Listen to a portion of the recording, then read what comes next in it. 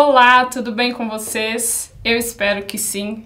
Sejam bem-vindos à nossa disciplina Noções de Direito Civil 2.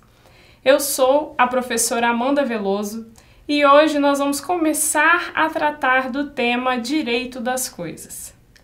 Aprenderemos a partir de agora uma relação existente não mais entre pessoas, mas aquela existente entre uma pessoa e uma coisa. Nesse momento, nós vamos sair um pouco do estudo em que sempre havia dos dois lados um sujeito.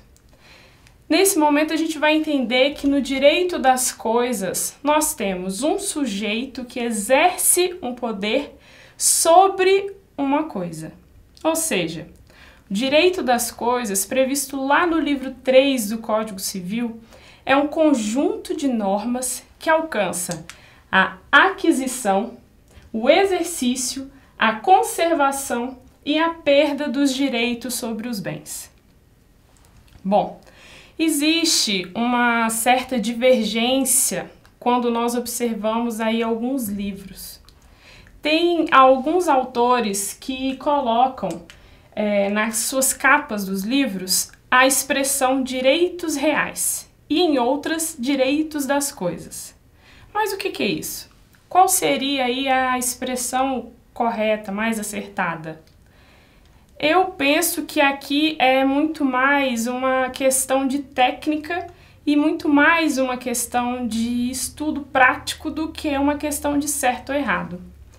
Quando a gente fala aí de direitos reais, a gente vai ver que os direitos reais estão elencados lá no artigo 1225 do Código Civil. E lá diz quais são os direitos reais de forma taxativa, ou seja, só se considera direito real o que está lá previsto nesses artigos e tão somente. Então eu não posso vir agora e criar um novo tipo de direito real. E lá dentro desses direitos reais estão previstos, por exemplo, não está previsto, por exemplo, o Instituto da Posse. E a posse, como a gente bem sabe, é uma relação que é muito importante, que ela é estabelecida aí entre uma pessoa e uma coisa.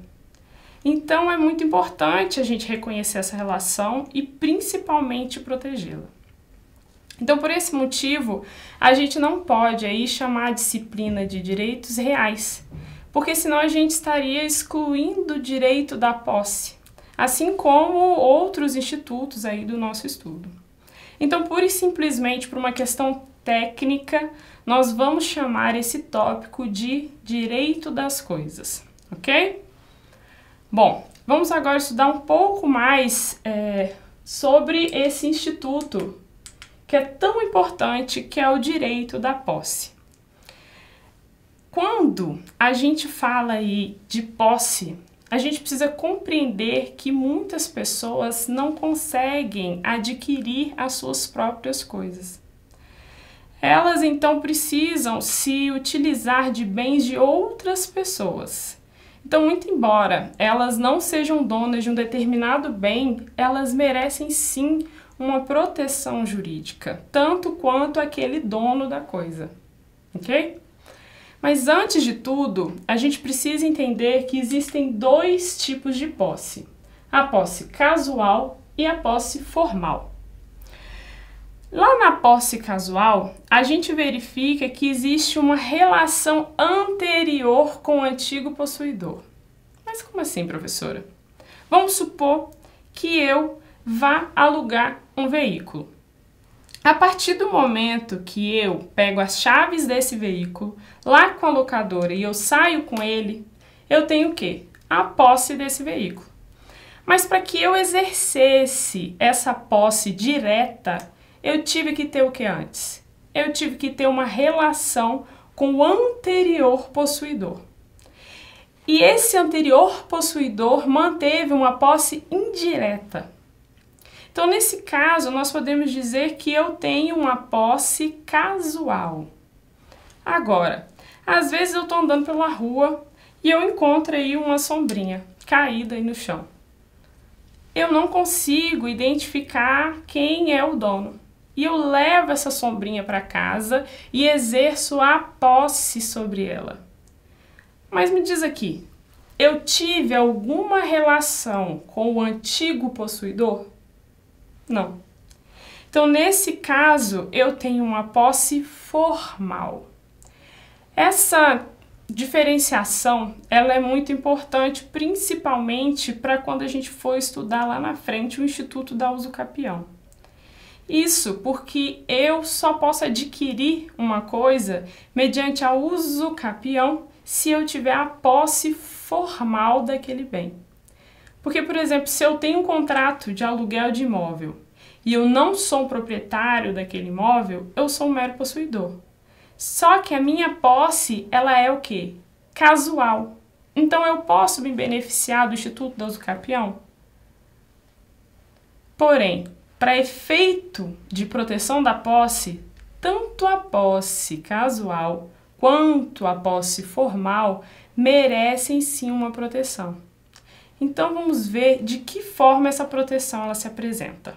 Bom, segundo o conceito trazido pelo artigo 1196 do Código Civil, o possuidor é aquele que exerce um ou alguns dos direitos inerentes à propriedade. Quando o Código Civil diz isso, ele está dizendo assim, olha, se a pessoa exerce um ou algum desses poderes de usar, gozar, dispor ou reaver, eu sou um possuidor. Eu tenho uma coisa com conduta de dono. Então, essas aí são as condutas de dono, ok? Usar, gozar, dispor ou reaver. A questão é que conceito a posse, ela não fica restrita somente a esse artigo. Eu preciso observar ainda 2 artigos para conceituar quem que é o possuidor e quem que não é o possuidor. Porque lá no artigo 1198, eu tenho falando, e lá no artigo 1208, eles vão dizer quem não é o possuidor. Ou seja, apesar da pessoa exercer um dos poderes inerentes à propriedade, aquela pessoa ela não é possuidora. Então, o que diz o artigo 1198? A mera detenção de um bem não é considerado posse. Ou seja, se eu estou com uma coisa e eu não sou possuidora, eu sou o quê? Detentora. Então, se eu furtei uma coisa e esse bem está comigo escondido, eu não sou a possuidora, eu sou a detentora. Eu não tenho nenhuma proteção jurídica, eu não posso proteger esse bem de qualquer outra pessoa. Então, o detentor, ele é o quê? Ele é aquele que exerce, sim, um dos poderes inerentes ao direito de propriedade, mas ele exerce subordinado ao verdadeiro possuidor, de acordo com ordens do possuidor. Exemplos aí que são muito trazidos pela doutrina é o caseiro e o motorista. O caseiro, por exemplo, ele pode usar a chácara, não pode? Pode. Mas ele pode usar aí como ele bem entender? Não, nesse caso não. Porque ele deve usar conforme o possuidor determina. Já o artigo 1208, ele vai trazer, então, os atos de mera permissão ou tolerância. Não é possuidor, então, aquele que eu deixo simplesmente passar por dentro da minha fazenda para chegar até a fazenda dele. Porque eu apenas tolero que ele passe pela minha fazenda, porque por lá ficaria mais fácil, mais perto para ele. O que é bem diferente aí da servidão de passagem, que a gente ainda vai ver mais na frente, porque é uma obrigação, na verdade, ok? Eu tolero, por exemplo, outro exemplo aí, eu tolero a minha sogra lá dentro da minha casa por alguns dias, o que não significa que ela tem posse da minha casa, mas vai explicar isso daí para ela, né? Porque nesse caso, ela é o quê? Mera detentora. Ela não tem posse sobre a minha casa, ok? Já lá ainda no artigo 1208, fala ainda que não é possuidor aquele que adquiriu a coisa mediante ato de violência, clandestinidade, precariedade. Por exemplo, eu alugava uma casa e o meu contrato encerrou. mas eu não devolvi essa casa. Eu tenho a posse dessa casa? Não, eu sou mera detentora da casa. Entendido?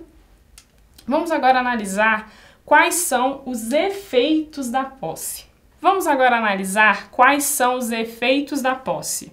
Os artigos 1210 a 1222 trazem quais são as consequências jurídicas para o possuidor. Dentre eles, a percepção dos frutos, o direito de retenção por benfeitorias, a responsabilidade pela deterioração, uso capião e muitos outros institutos aí. Primeiro, vamos ao direito de defesa. Um dos efeitos da posse é o direito que o possuidor tem de exercer o seu direito de defesa, defesa da posse do bem. Gera, por exemplo, o direito a proposituras de ações judiciais, como a ação de reintegração de posse, para os casos em que nós estamos diante do chamado esbulho, que é quando, por exemplo, eu pego o carro do possuidor e o privo completamente da utilização desse carro. Ou então, naqueles casos de invasões de terras, MST, por exemplo, em que eu vejo impedido o meu direito de usar as minhas terras porque uma outra pessoa invadiu e cercou. O esbulho acontece quando um terceiro já tomou o meu bem, mas eu ainda tenho direito à posse dele. Então eu peço para que o juiz me devolva a posse desse bem. Ou ainda, a gente tem a ação de manutenção da posse, que é quando o possuidor tem seu livre exercício da posse impedido por uma outra pessoa. Nesse caso, a gente tem aí a chamada turbação. Aqui eu ainda tenho a posse, eu tenho a posse do bem, mas eu não consigo utilizá-la de forma satisfatória, porque alguém está impedindo. Aí, contra isso, o possuidor ele tem o direito de mover uma ação judicial que é chamada de manutenção de posse. Além disso, como meio de defesa, o possuidor ele pode manter-se ou então restituir-se por sua própria força, sem a necessidade aí de uma ação judicial, desde que ele faça isso logo. Só que essa força ela não pode ir além do indispensável para a manutenção ou para a restituição da sua posse. É quando, por exemplo, alguém tenta pegar o meu celular e eu seguro o celular, seguro a bolsa e eu evito que a pessoa tome meu bem. É a chamada autodefesa ou autotutela, ok? Bom, eu vou encerrar aí essa aula de hoje por aqui, porque na próxima aula nós vamos continuar falando dos efeitos da posse e encerrar esse instituto que é tão importante para o direito civil. Eu espero que vocês tenham gostado da aula, participem do fórum de vocês lá na área do aluno e nós estamos à disposição para tirar as dúvidas de vocês. Um grande abraço e até a próxima!